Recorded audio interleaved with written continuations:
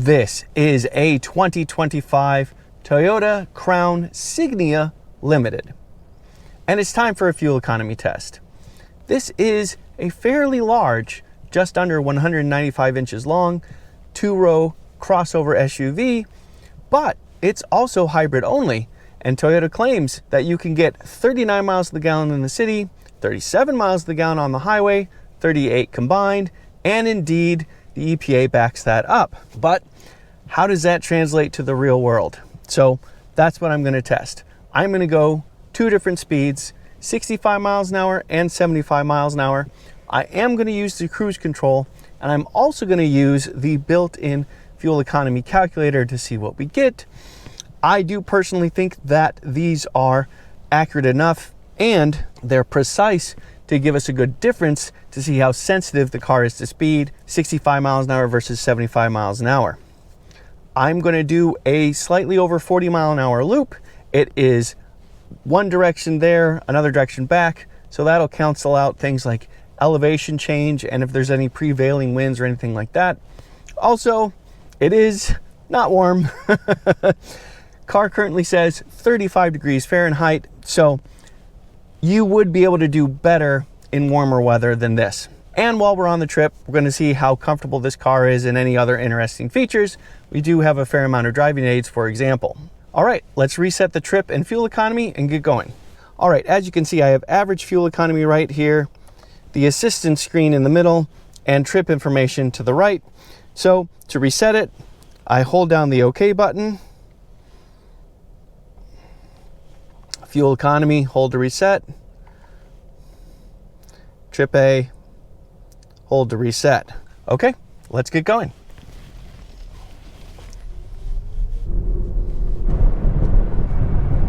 Okay, cruise control is set at 65 miles an hour. I do have all the assistance screens on, so lane tracing assist, lane departure alert, all that kind of stuff. This also has the advanced technology package, and that means that I have automatic lane change. But since I'm going 65 miles an hour, I do not expect to need to be doing much passing. I did already review the Crown Signia, and I will have a link to that review in the description, and one should pop up on the screen right now. So if you want a full in-depth review of all the different features of this car, please do check that out. But a brief overview of what this car is. The Crown Signia is a station wagon as far as the government's concerned, a crossover SUV as far as Toyota's concerned, and the specs do put it kind of in the low end of what a crossover SUV is. You do get standard all-wheel drive, you do get a healthy amount of cargo room, but you also only get 6.7 inches of ground clearance. There are two trims of Crown Signia, the XLE and this limited trim. The XLE does come standard with a lot of good stuff. Standard equipment includes heated seats, ventilated seats, heated steering wheel, the 12.3-inch instrument cluster screen, and the 12.3-inch center display are both standard, as is leather and a lot of other things. Going with the limited does raise it some. You do get this panoramic roof, for example. Here, I'll open it as I talk. A nicer sound system and a few other features like that. Also, you have to get the limited trim to get the advanced technology package, so if you want the additional equipment in that, you have to start with a limited. The one and only powertrain is a 2.5-liter 4-cylinder hybrid engine. The total system makes 240 horsepower and an unknown amount of torque. We know for a fact that it's at least 199 pound-feet because that is what the more powerful electric motor that's housed up front makes, but I suspect that we're well into the 200s when it comes to peak torque. It's just that Toyota won't say. The engine makes the most horsepower, 188 horsepower, but it makes 178 pound-feet of torque. There are 3 electric motors built into this car in total. There is a electric generator motor to provide the electricity for the drive motor, which is the second one. Both of those are housed up front, built in the transaxle, and then there's a third motor mounted on the rear axle, and that's what gives you a drive shaft free all-wheel drive. This is generally a quiet and comfortable car. It's smooth on the highway, and it definitely leans way on the ride side of the ride and handling spectrum. It is soft and wafts over bumps with zero trouble at all. Even these sharp expansion joints are pretty soft, and you do have a pretty high seating position, so it's comfortable, and you are a little bit elevated from the ground compared to a car, certainly. And it does come with Toyota Safety Sense 3.0, which does include adaptive cruise control, and as I mentioned before, some steering assists as well. And since we have the assistance screen up, I can show you what it sees right now and show you that we're currently getting 33.9 miles to the gallon. Pretty good start since we've gone about 6.7 miles. There you go. Up to 7 miles, 33.9 miles to the gallon. Up 34. And you can see the green bar, that's the average fuel economy, and then the white bar, that's the immediate fuel economy. All right, let's keep plugging along and see what fuel economy we get. All right, I have to wait to be passed several times first, but this is an opportunity to see if I can get the automatic lane change to work. It's pretty particular. You have to have all the systems on, and you have to give it a light touch, not a full touch of the turn signal. Oh, and just, I got my hand on the steering wheel. I'm holding it halfway down, checking surroundings. Yeah, and there it goes. Automatic lane change complete. But let me get another camera on so you can see what I see. All right, light touch of the turn signal, checking surroundings, and there, I'm not doing any of the steering. The advanced technology package with automatic lane change. And as you can see, we are up to 35 miles per gallon.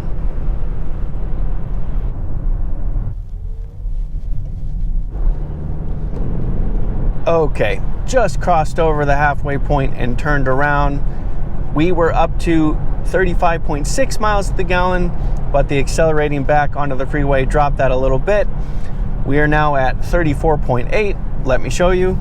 There you go. And as you can see, we've gone a little bit more than 22 miles. There was one other thing I wanted to show you. I thought this was a neat little trick. We are going 65 miles an hour, but we are also going 104 kilometers an hour. I think it's nice to have that secondary speedometer right there. That's a nice little conversion to see. Also, since we are in the middle of going through a curve and we have lane trace assist on, I wanted to take my hands off the wheel and show you that the Toyota lane tracing assist system that's in the Crown Signia works really well. Keeps you nice and centered in the lane, and does add just a little bit of peace of mind if you need to take your hands off the wheel for a moment. So it's a nice little thing to have, but I'm getting the request to put my hands back on the wheel, no problem. Generally speaking, I tend to get better fuel economy going back than I do going out on my fuel economy loop. We'll see if that is again the case. Again, the advertised fuel economy on the interstate for the Crown Signia is 37 miles to the gallon. I will say though that this car is proving to be very comfortable. We get standard leather seats. They do have a lot of support, a lot of adjustment, including lumbar support. And in fact, I'll give myself a little bit more lumbar support right now as I skirt the edge of the lane. That was lane departure warning beeping at me. And it's a pretty darn quiet car as well. We have insulated laminated windshield, but we also have insulated laminated front side pieces of glass as well. So it does a good job to keep out road and wind noise. It's not premium car level in here, but it's definitely on the high end of the mainstream to be sure. All right, I'll finish the loop and see what fuel economy we get.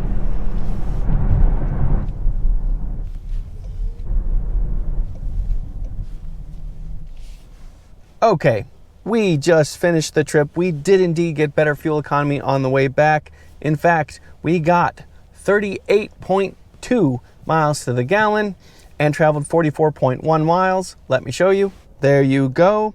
And since we're here, I'll go ahead and reset it right now so we can get going with 75 miles an hour.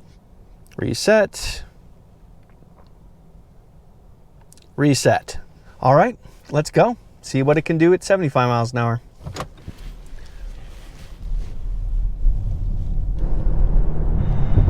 Cruise control is now set at 75 miles an hour. I think I'll actually have to make a pass or two this time. And already you can tell there is a little bit more wind noise, but it's still pretty quiet overall and pretty comfortable. Let's see what we can do. Oh, and before I forget, I wanted to tell you that at 65 miles an hour and still now, I am in the normal driving mode. Okay, let's see what we can get.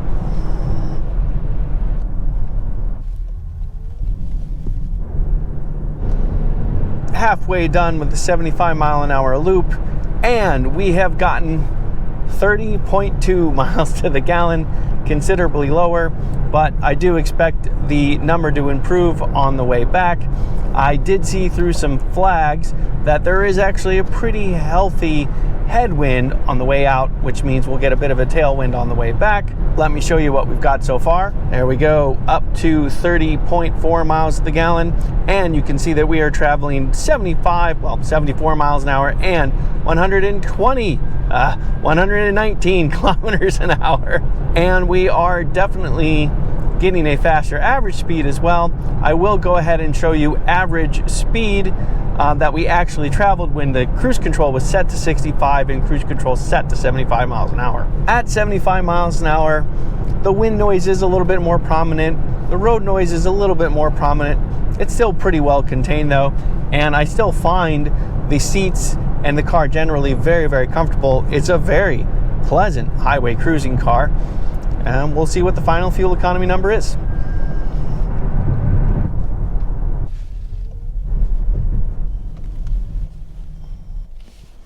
Trip is done, and we got 32.5 miles to the gallon. Let me show you. There you go. Considerably less, which is no surprise, especially considering the wind. And you can see we started at 35 degrees. It is now 40 degrees, so we did get a little bit of a temperature increase. And you can see that the travel time went down just 40 minutes this time. So at 75 miles an hour in the normal driving mode, when using cruise control, it is considerably less than what the EPA says you'll get, 37 miles to the gallon. But in more ideal weather conditions, we did have a bit of wind, so calmer weather, warmer weather, and some other things, I bet it would creep a lot closer to that. And if you're going 70 miles an hour, it probably would be relatively close. My takeaway is that here we are in something that can carry more than 65 cubic feet of stuff or carry 4 adults very comfortably, has a lot of modern amenities, technology, and all that kind of stuff. And even at 75 miles an hour with the less ideal weather conditions, still getting well above 30 miles to the gallon, that's pretty darn good. And this does run on regular gasoline, this 2.5 liter Toyota hybrid. So this would be, in a lot of ways, a very, very comfortable highway cruiser and a pretty efficient one as well. I'm Robin Warner. Thank you very much for watching.